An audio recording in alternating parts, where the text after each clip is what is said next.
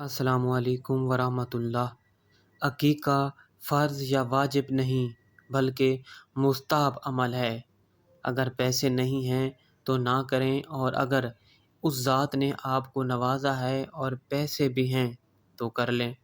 ویسے تو یہ عمل افضل ہے کہ لڑکے کے 2 بکرے اور لڑکی کا 1 بکرا۔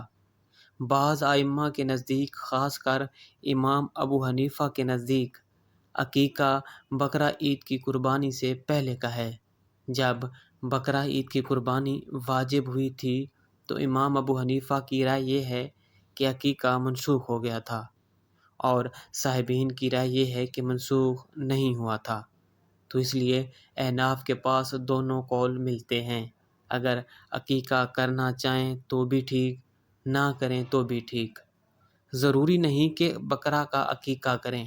اگر بکرا نہیں تو گائے یا بھینس کا کٹا بھی استعمال کیا جا سکتا ہے۔ آقا دو جہاں صلی اللہ علیہ وآلہ وسلم نے فرمایا کہ بیٹا ہو یا بیٹی، جب بچہ پیدا ہو اس کا عقیقہ کیا کرو۔ اور پھر آپ صلی اللہ علیہ وآلہ وسلم نے فرمایا، عقیقہ کے ذریعے جانور ذبح کر کے، جانور کا صدقہ کر کے اس بچے کی طرف سے خون بہاؤ تاکہ آفتیں اور بلائیں اس صدقہ کے ساتھ ٹل جائیں، اور پھر بچے کے سر کے بال کاٹو۔ اس سے اللہ پاک بچے سے اذیت دور کر دیتا ہے۔